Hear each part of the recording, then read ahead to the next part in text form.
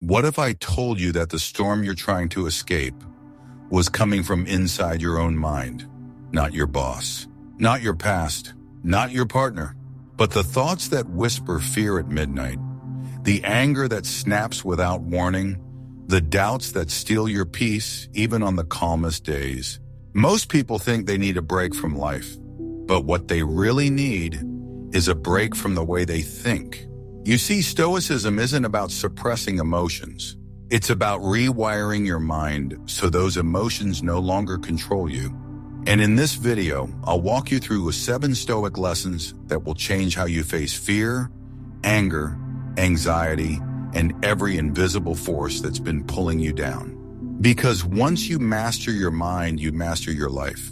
So hit that like button, subscribe, and let's begin. Number 1. Recognize that your mind can create joy. The human mind is a double-edged sword. It holds the power to liberate or enslave, to build inner peace or destroy it from within. Most people don't realize that the majority of their suffering doesn't come from the world, but from how they think about the world. As Marcus Aurelius once said, very little is needed to make a happy life. It is all within yourself, in your way of thinking. That sentence alone carries the weight of centuries of wisdom, yet we so often look outward for happiness, as if the right job, the right person, or the right moment will finally bring peace. But joy has never lived out there. It's something you generate, not something you stumble upon. The Stoics knew this intimately. They believed the mind wasn't just a passive observer of life, but an active creator of it. Think of it like a keyboard. Each thought you choose to type, gratitude or complaint, hope or dread, becomes the music your emotions dance to. And just like a piano, the better you train yourself to play, the more beauty you can produce. Yet most of us let our minds play out chaos on autopilot, composing symphonies of stress, guilt, and regret. To illustrate, imagine this. You wake up and your first thoughts are about everything you haven't done. The emails you haven't answered, the bills that are due, the mistakes from yesterday. Suddenly, you're flooded with stress, as if the day is already lost. But if you pause, take a breath, and shift your focus to one thing you're grateful for, the sunlight hitting your face, the fact that you woke up today, your emotions begin to shift. Not because the world changed, but because your perception did. That's not magic. That's discipline, and it's the beginning of joy. Seneca, the Roman Stoic who endured exile and betrayal, understood this well. He wrote, "We suffer more often in imagination than in reality." And he lived that lesson. When Nero turned on him, Seneca didn't panic or crumble. He accepted death calmly, not because he was fearless, but because he had trained his mind to find peace even in the face of injustice. He understood that peace wasn't the absence of pain. It was the mastery of perspective. Let's take another example. Viktor Frankl, a Holocaust survivor and psychiatrist who wasn't a Stoic by name, but lived the Stoic ideal in action. In the brutal conditions of a Nazi concentration camp, he realized something profound, that even when stripped of everything, freedom, dignity, family, a man could still choose his thoughts. He wrote in Man's Search for Meaning, "Everything can be taken from a man but one thing, the last of the human freedoms, to choose one's attitude in any given set of circumstances." Frankl's words echo Marcus Aurelius across centuries. And this brings us to a deeper truth. Joy is not the denial of difficulty. It's the decision to find meaning and beauty despite it. Every time you shift your inner dialogue from "why is this happening to me" to "how can I grow from this?" you create a new emotional reality. That is the Stoic way, not to numb the heart, but to awaken the mind. To see pain not as punishment, but as raw material for wisdom. Even in despair, you can spark a small flame of clarity and joy simply by changing how you think. So when you catch your mind spiraling into stress or fear, stop and ask, what story am I choosing to tell myself right now? The moment you take authorship of that narrative, you begin to write your way out of suffering, not with fiction, but with awareness.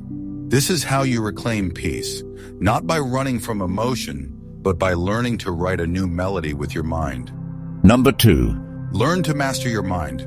Recognizing that your mind creates joy is only the first step. The second, more demanding stage is this. You must learn to master your mind. Because if you don't, it will master you.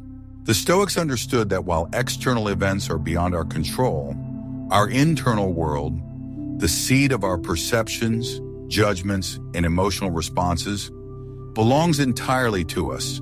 As Epictetus put it, it's not what happens to you, but how you react to it that matters. These aren't just words, they're a weapon, a shield, a blueprint for psychological freedom in a chaotic world. Consider the common scenario. Someone cuts you off in traffic. Instantly, your body tightens, your heart rate jumps, and your thoughts ignite into fire. How dare they? You're not reacting to the event itself. You're reacting to your interpretation of it. If you saw the driver rushing their child to the hospital, would your anger remain the same? Probably not. And this is the crux of Stoicism. The power is not in the event. It's in your evaluation of the event. Marcus Aurelius wrestled with this truth every day while leading an empire. In his meditations, he wrote, "You have power over your mind, not outside events. Realize this, and you will find strength." And he lived it. Despite enduring plagues, betrayal, and war, he consistently returned to this truth. Peace is an internal discipline, not a product of fortune, but of focus. And yet, mastering your mind is not a one-time revelation. It's a constant practice. Like sharpening a blade or building muscle, it requires daily work. If you allow your thoughts to run wild, they will carry you with them, into anger, into fear, into despair. But if you learn to sit with your thoughts, observe them without judgment, and choose your response, you gain control over the one thing that truly matters, yourself. This doesn't mean suppression. Stoicism isn't about ignoring emotions. It's about understanding them. Think of your mind like a wild horse. Left untrained, it will gallop in any direction, crashing through your life with chaos. But train it with awareness, with reflection, and with stillness, and it becomes your greatest asset. Even modern psychology echoes this wisdom. Cognitive behavioral therapy, one of today's most effective therapeutic approaches, is rooted in this Stoic idea. Your thoughts shape your emotions. Shift the thought, and the emotion follows. Ancient wisdom confirmed by modern science. Take the example of Nelson Mandela. Imprisoned for 27 years under brutal conditions, he emerged not bitter, but composed. Why? Because even in a cell, he trained his mind. He refused to let rage define him. He saw his suffering as part of something larger. "I am the master of my fate," he once said, quoting Invictus. "I am the captain of my soul." His cell could contain his body, but never his mind. So how do you begin to master your mind? Start with pause. Before reacting, breathe. Before judging, observe. Before speaking, reflect. That tiny gap between stimulus and response, that's where your power lives. Viktor Frankl called it the last of the human freedoms, the ability to choose one's response. Next, examine your recurring thoughts. Which patterns keep pulling you into suffering? Which assumptions trigger your anger or fear? Bring them into the light. Journal them. Question them. And if they're false or harmful, let them go. You're not obligated to believe every thought your mind throws at you. You're not your thoughts. You are the awareness behind them. And finally, build the muscle. Practice daily. Reflect in. Meditate. Sit with discomfort. Choose peace, even when it's harder than rage. Choose clarity, even when confusion feels easier. Because the truth is, mastering your mind isn't just the key to emotional resilience. It's the foundation of a meaningful life. So ask yourself, who's in control right now? You or your thoughts? Number 3. Stop letting imagination run wild. Fear, anxiety, and anger. These emotions often feel like ambushes, as if they strike us from the outside. But if you trace their roots, you'll find they rarely come from reality itself. More often than not, they spring from your imagination, the stories your mind creates, the worst-case scenarios it plays out on loop, the shadows it casts on what hasn't even happened yet. It's not the meeting that terrifies you. It's the imagined humiliation. It's not the silence after a text. It's the mental script you write about what it must mean. The Stoics warned us about the tyranny of unexamined imagination. Because an unchecked mind will default to fear, it will generate movies of disaster, betrayal, failure, and you'll live inside them, feel every blow, even when none of them are real. Picture this, someone says, "We need to talk." Suddenly, your stomach drops. You imagine being fired, dumped, humiliated. You rehearse responses to problems that don't exist yet. Hours pass. All that pain, all that suffering, self-inflicted. This is the cost of wild imagination. Now consider Marcus Aurelius. As emperor, he lived under constant threat, wars, betrayals, political upheaval. Yet in his meditations, he reminds himself over and over not to leap to conclusions, not to imagine suffering before it arrives. Today, I escaped anxiety. Or no, I discarded it because it was within me, in my own perceptions, not outside. He understood. Fear isn't something that finds us. It's something we generate. This is why one of the most essential Stoic disciplines is learning to spot when imagination is leading you astray. You must ask, is this thought a fact or just a fear? Is this outcome real or just rehearsed? And if it's just a thought, you have the power to release it. You don't have to mentally live through every terrible thing that might happen, because most of them won't. Look at the life of Eleanor Roosevelt. She once said, "Do one thing every day that scares you." But she didn't mean reckless acts. She meant don't let fear, especially imagined fear, dictate your choices. Begin with awareness. Catch yourself in the act. When you notice your thoughts spiraling into catastrophe, pause and challenge them. Say it aloud if you must. This is not real. This is a projection. Toby, sometimes naming the illusion breaks the spell. Next, replace it. If your mind is already going to create movies, make them uplifting ones. Instead of imagining failure, imagine growth. Instead of humiliation, picture composure. This isn't delusion, it's discipline. It's reclaiming the directorship of your inner world. And finally, come back to the present. The imagination lives in futures that haven't happened. But peace only exists in what's happening now. Focus on your breath, the room you're in, the sensations around you. Reality is often much softer than what your mind makes it out to be. When you stop letting your imagination run wild, you don't just reduce anxiety, you reclaim the truth. You realize most storms you feared were never coming for you at all. Take the example of Seneca, who lived through Nero's reign, an era defined by violence, unpredictability, and cruelty. Seneca was no stranger to fear. At any moment, he could be ordered to die. And eventually he was. But even in the face of such power, he wrote about preparing for imagined catastrophes not by fearing them, but by facing them in the mind ahead of time. What the Stoics called premeditatio malorum. He mentally rehearsed loss, exile, illness, and death, not to torment himself, but to reduce their sting and increase his readiness.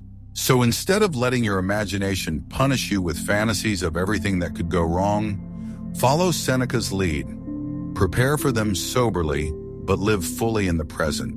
Because the mind's illusions are loud, but reality is quiet, and clarity lives in that quiet. Number 4. Reframe how you label emotions. Most people don't suffer from emotions. They suffer from the way they interpret them. You feel anxious and immediately label it as weakness. You feel anger and call yourself broken. You feel sadness and believe you're failing. But what if none of that was true? What if the problem wasn't the emotion, but the name you gave it? The Stoics taught that emotions are not inherently good or bad. They are neutral impulses, natural reactions to thoughts and judgments. It's your interpretation of them that gives them meaning. As Epictetus said, what disturbs people is not things, but they're judgments about things. In other words, anger is not evil. Fear is not your enemy. What hurts you is what you believe those feelings mean about you.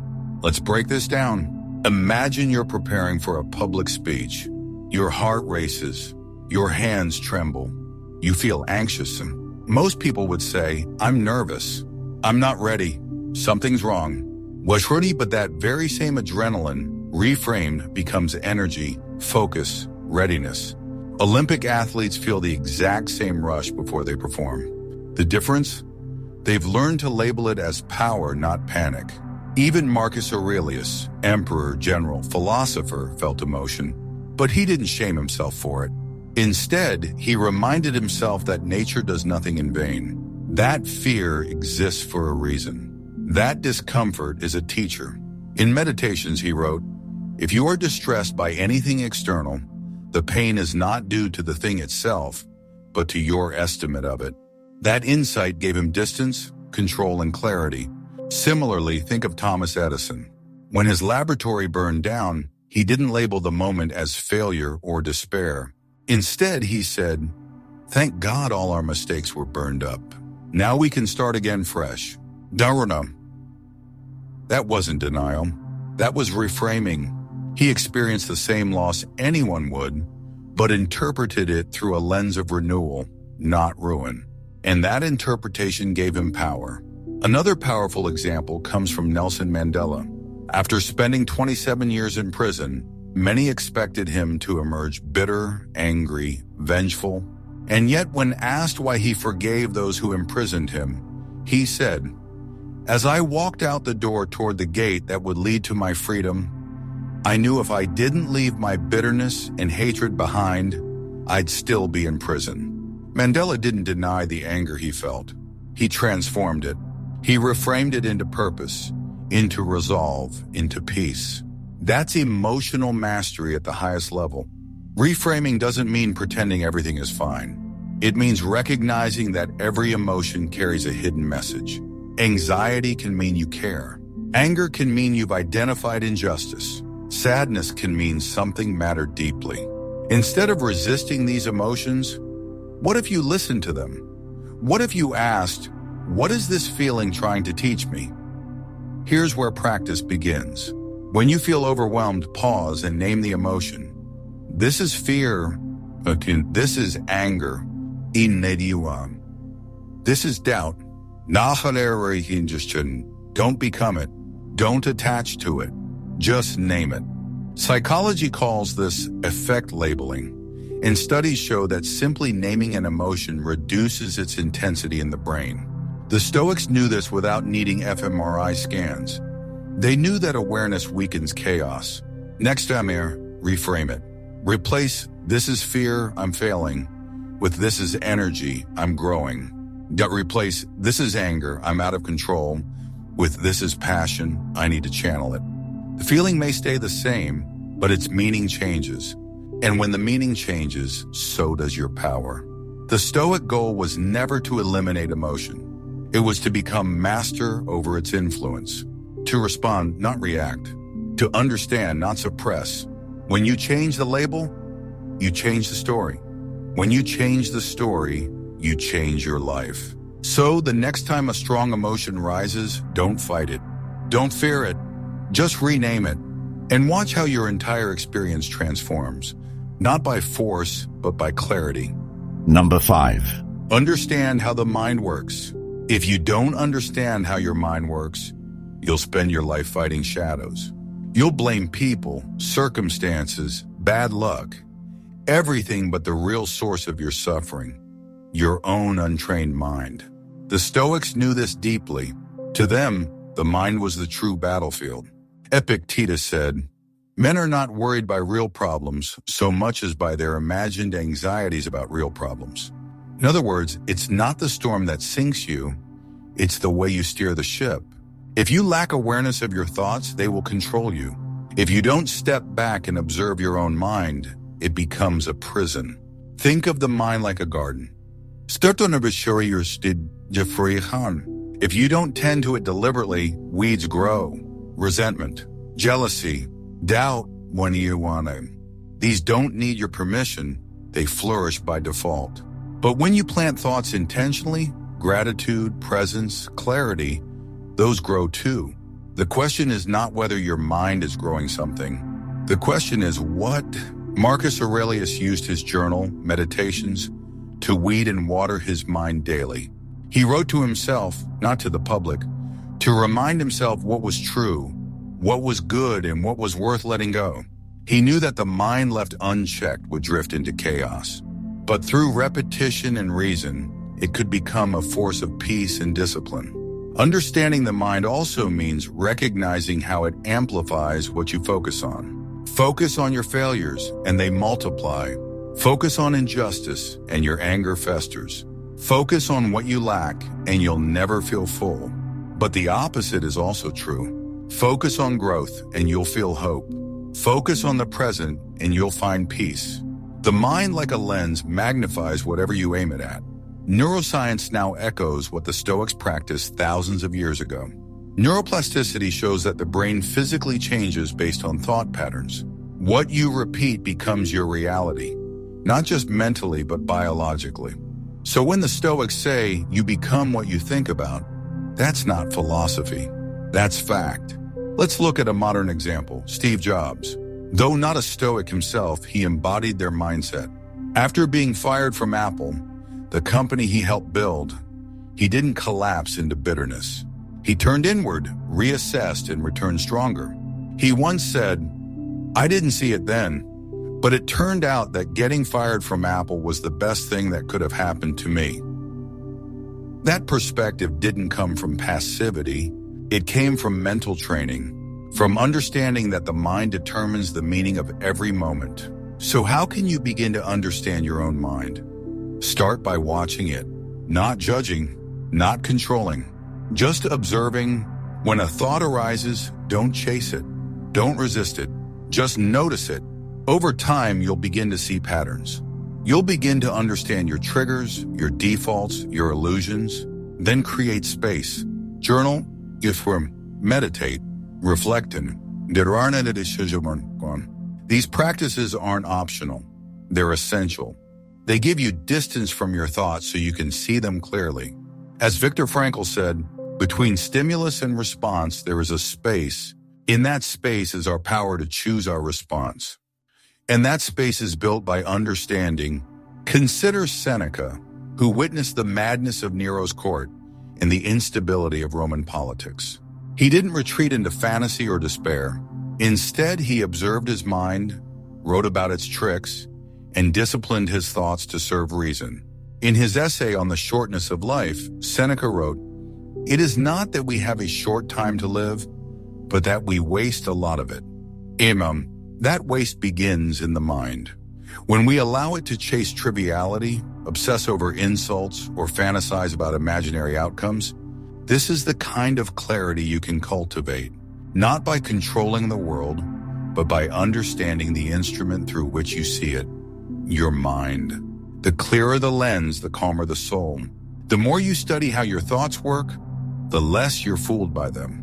Lastly, remember, your mind is a tool, not a master, a sword, not a dictator. It is sharp, powerful, and dangerous if misused. But in the hands of wisdom, it becomes the key to freedom. Number 6, detach yourself from your thoughts. There's a powerful shift that happens when you realize this one truth. You are not your thoughts. Most people live their entire lives inside the theater of their mind, assuming every voice, every fear, every judgment that arises is them. But Stoicism and modern cognitive science tells a different story. You are not the noise. You are the one listening. Epictetus once said, "It is not things themselves that disturb us, but our opinions about them." That opinion is the layer of thought we attach to every event. A delayed flight isn't inherently stressful. It's our mental narrative about it. I'll miss my meeting. This always happens to me. Everything's going wrong. The flight isn't the problem. The story is. And when you start seeing that your stories are separate from reality, detachment begins. This detachment is not denial. It's awareness. Imagine watching clouds pass across the sky. Some are light and fluffy, others are dark and ominous, but none of them are you. You're the sky itself, vast, still, and untouched by the weather. Marcus Aurelius knew this intimately. He wrote, "You have power over your mind, not outside events. Realize this, and you will find strength." He wasn't just speaking metaphorically. He was describing a psychological skill, the ability to separate stimulus from response. Detachment gives you the ability to respond with intention, rather than react on impulse. Let's say you receive a harsh message from someone. Your mind instantly flares with anger, maybe even hurt. But if you pause and observe the emotion, label it, breathe through it, watch it like a passing storm, you create space. That space is freedom. It's the difference between shouting back or walking away with your peace intact. This is where modern neuroscience intersects with Stoicism. The practice of labeling emotions, a key tool in mindfulness, has been shown to reduce the intensity of negative feelings. When you say, "This is anxiety" or "This is anger," you activate a different part of the brain, shifting from emotional chaos to cognitive control. The Stoics understood this centuries ago. They trained themselves not to suppress emotion, but to name it, examine it, and decide what role it would play. Take Nelson Mandela. After 27 years in prison, he emerged not bitter, but clear-minded. That wasn't magic. It was mental mastery. He once said, "I knew if I didn't leave my bitterness and hatred behind, I'd still be in prison." Epictetus. That kind of clarity only comes from deep internal detachment, the kind Stoicism teaches us to practice every day. And let's not forget Viktor Frankl, a Holocaust survivor who endured the unthinkable yet wrote in Man's Search for Meaning, "Between stimulus and response, there is a space. In that space is our power to choose our response." That space is where your freedom lives. That space is created the moment you stop identifying with every thought that appears. Here's a simple exercise to build this detachment. The next time you're overwhelmed by a thought, say out loud, "A thought is arising." Not "I am this thought," but "a thought is arising." It sounds small, even silly, but this subtle shift breaks the illusion that you are fused with every mental event. You regain the perspective of the observer. Detachment also requires reminding yourself what is and isn't in your control. This moment, this breath, this response, that's what you own. The rest, the judgments, the fears, the past, the projections of the future are just smoke. Seneca said it best, "We suffer more in imagination than in reality." A detachment is the act of stepping out of the smoke and seeing clearly. When you start observing your mind like an outsider, you reclaim your power. Thoughts become suggestions, not commands. Emotions become signals, not sentences. And you, the observer, become grounded, untouched, unmoved, not indifferent, but invincible. So the next time a negative emotion rises, don't wrestle with it. Don't become it. Just step back and say, "I see you." And that alone is the beginning of freedom. Number 7, continuously train your mind to combat negativity. The final and perhaps most crucial lesson in this journey is this: never stop training your mind. While it may sound simple, the truth behind this principle is profound. Just as the body requires regular movement to stay strong, the mind requires regular challenge, reflection, and guidance to remain clear, calm, and resilient. And yet many people treat mental mastery like a weekend project, something they visit only when convenient. You cannot build a fortress of peace in your mind by casually laying a few bricks. It requires daily construction. Think of it like tending a fire. If you don't keep feeding it, it goes out. Likewise, if you neglect your mental training, negativity creeps back in, quietly, persistently, and with great cost. Moreover, the mind, if left untrained, will naturally return to its most familiar patterns, many of which are rooted in fear, self-doubt, or emotional reactivity. That's why the goal isn't to eliminate all negative thoughts, because you can't. It's to build the strength to face them without flinching. Like Marcus Aurelius wrote, "The impediment to action advances action. What stands in the way becomes the way." In other words, each emotional challenge is not a setback, but an invitation to train. Consider the example of Navy SEAL David Goggins, who transformed from an overweight exterminator into one of the toughest endurance athletes alive. He attributes his mental toughness not to a single breakthrough moment, but to relentless repetition, doing hard things every day, even when he didn't feel like it. In the same way, the Stoics train themselves daily through journaling, reflection, and philosophical dialogue to confront their inner weakness and sharpen their emotional strength. And very soon after you adopt this mindset, you begin to notice the difference. When anxiety arises, you no longer spiral. When frustration appears, you don't erupt. You breathe, you reflect. But this ability only comes with repetition. Think of your mind like a sword. It won't stay sharp unless you keep honing it. Every thought, every choice, every moment of awareness is a stroke on the whetstone. In that same spirit, try this simple practice. At the end of each day, write down 3 moments when you felt emotionally challenged. Then ask yourself, what triggered that emotion? Did I react or respond? What will I do differently next time? This isn't just introspection, it's training. It rewires your brain to seek clarity, not chaos. And over time, this habit creates a powerful feedback loop of awareness, correction, and growth. Even though setbacks will happen, and they will, they're not failures. They're reps. Just like missing a workout doesn't erase your progress, an emotional slip-up doesn't define your strength. As Seneca said, "No man is more unhappy than he who never faces adversity, for he is not permitted to prove himself." That's it. Each challenge is your gym. Each emotion is your teacher, and you are the student, forever refining your craft. In conclusion, training the mind is not about perfection. It's about practice. You won't wake up one day and find all your negative emotions gone, but you will wake up stronger, steadier, and more prepared to meet life on your terms. That's the Stoic way, not to be free from storms, but to remain unshaken by them. So pick up your mental sword, return to the practice, and keep going. Not just today, every day. To take it a step further, consider reading one quote from a Stoic philosopher each morning.